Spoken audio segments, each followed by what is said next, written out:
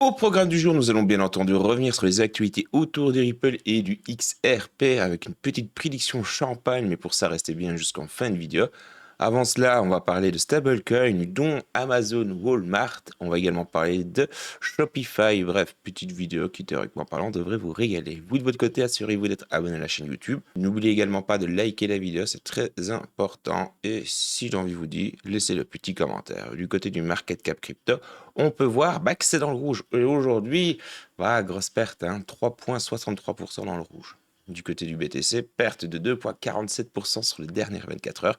Le prix du BTC est de 105 212 $. Du côté de l'ETH, perte de 7,56%.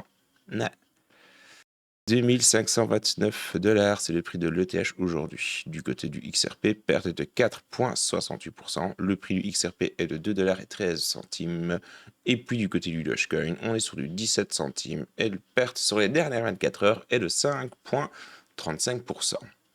Alors commençons directement fort les actualités du jour avec tout simplement Amazon et Walmart. Imaginez un instant faire vos courses justement chez Amazon ou alors chez Walmart et payer directement avec un stablecoin, mais attention, un stablecoin Amazon ou un stablecoin Walmart. Et non, mais bon, cela n'est plus de la science-fiction depuis le temps qu'on parle d'adoption massive. Eh bien, on commence tout doucement à être en pleine dedans.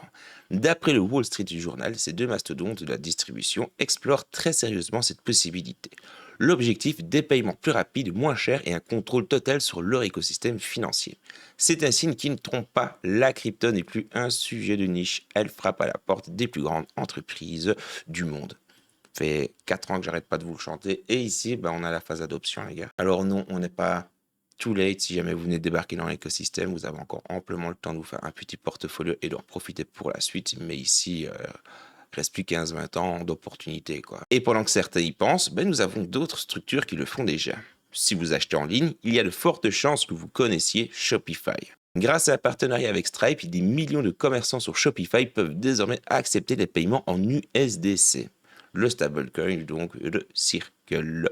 C'est concret, les gars. Oui.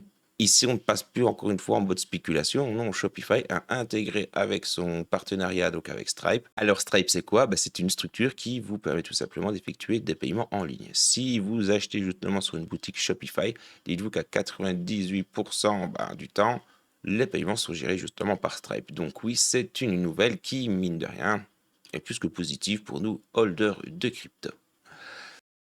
En gros, nous avons ici 34 pays grâce à Shopify et Stripe qui maintenant disent oui ou du moins peuvent accepter plutôt l'USDC. Payer en crypto devient aussi simple qu'avec une carte de crédit. C'est une étape immense pour encore une fois l'adoption au quotidien. Maintenant, passons à l'acteur qui veut jouer dans la cour des très très grands. On va parler des actualités autour de Ripple et du XRP. Aux États-Unis, nous avons un projet de loi qui permet apparemment d'obtenir une licence bancaire. On en a parlé il y a quelques jours, enfin quelques semaines plus tôt. L'une des prochaines grosses étapes, si vous voulez un petit peu la timeline de Ripple et du son XRP, ça va être l'approbation de l'ETF Spot. D'accord, donc chronologiquement, ce qui va arriver le plus close, le plus proche possible, enfin le plus proche de où on parle. Ensuite, vous avez la licence de la banque, les gars. Mais oui, théoriquement parlant, Ripple va opérer comme, je pense que c'est Coinbase qui a fait la demande. Bref, ils vont demander à opérer en tant que banque. Et en plus de cela, fin d'année, nous avons l'IPO, donc l'entrée en bourse de Ripple. Vraiment pour entrer dans les grandes lignes. Et nous, d'ici là, il faut juste que Ripple continue de se développer, qu'il y ait des petits partenariats à droite et à gauche, et surtout que les gens commencent à utiliser l'écosystème XRP et XRPL. Donc, oui, mais bon, sur le long terme, encore une fois, ça ne peut être que positif. Donc, en gros, pour remettre un petit peu dans le contexte, c'est une entreprise crypto qui va devenir officiellement une banque. Mais attention, ce n'est pas la première à faire ce type de demande. C'est tout simplement un tournant majeur et une reconnaissance ultime qui pourrait changer l'avenir, encore une fois, de Ripple.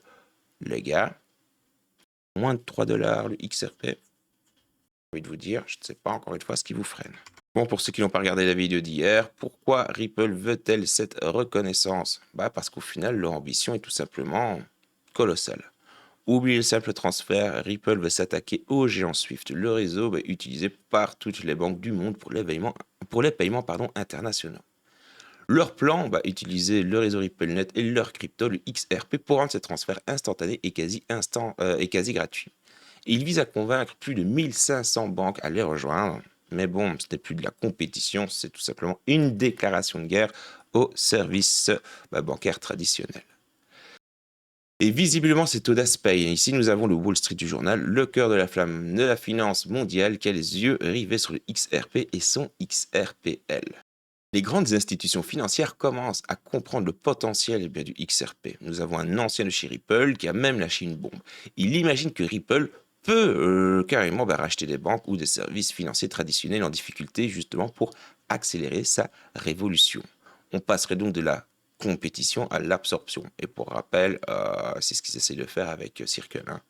Ils n'essayent pas d'anéantir la concurrence, non, ils l'achètent. Du moins, ils essayent. Donc les gars, ouais, l'avenir des paiements sera via Ripple et sous XRP. Du moins, une grosse partie, je pense. Ici, nous avons, face à cet engouement, nous avons un expert qui a lancé un avertissement. Si vous êtes intéressé par le XRP, il faudrait peut-être ne pas trop tarder pour commencer à en accumuler. L'arrivée massive des banques et des institutions pourrait rendre l'investissement pour les particuliers beaucoup plus difficile. L'opportunité pourrait devenir de plus en plus rare. Et ce dernier me conseille de faire du DCA. C'est une très bonne idée. Si vous ne savez pas comment faire, mais bon, je vais vous préparer un petit guide avec cela, n'ayez crainte. Mais le DCA, vite fait, bien fait, ça vous permet d'acheter à une fréquence donc, que vous avez programmée quotidiennement, une fois par semaine, une fois sur le mois, de la crypto-monnaie de votre choix. Bref, c'est automatique et ça vous permet surtout de lisser le prix de la crypto sur le long terme. C'est vraiment quelque chose, mais encore une fois, si vous croyez en la crypto-monnaie, le DCA, c'est quelque chose de très pertinent, réellement.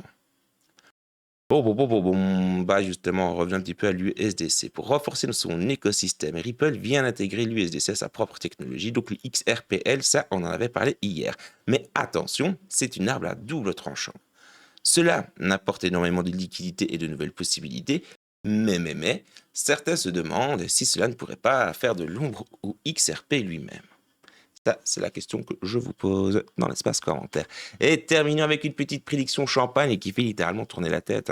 Nous avons une société d'analyse qui a sorti un rapport explosif. Le XRP pourrait atteindre, selon eux, 73 $. Oui, vous avez bien entendu. Il se base sur des cycles de marché et des analyses techniques qui montrent une force et un potentiel de croissance spectaculaire. Bien qu'encore une fois, ce ne sont que des prédictions et que personne n'est capable de voir les prix de l'actif, des actifs plutôt, parlons ainsi, de l'avenir, les gars. Allons déjà chercher les 10 $, les 27 $ de EGRAG et Dark Defender, et puis 73 $, s'il y a littéralement une adoption massive, que les gens commencent à utiliser Ripple pour le paiement, et que oui, il vient vraiment grind, donc qu'il vient littéralement choper des parts de marché du Swift, vraiment pour vulgariser la chose. Attendez-vous à des prix plus que champagne. Alors non, ce n'est pas le nouveau Bitcoin, à mon sens, parce qu'il faut se calmer. Bitcoin restera inégalable, mais il fera partie des meilleures cryptos côté rendement. Encore une fois, ici, on vous parle d'une crypto-monnaie du top 3 en termes de capitalisation. Alors oui, je ne compte pas le stablecoin, d'accord? Mais bon, je vous donne dans quelques heures. D'ici là, tâchez de bien vous porter. Et surtout, n'oubliez pas de vous abonner et d'activer cette petite cloche.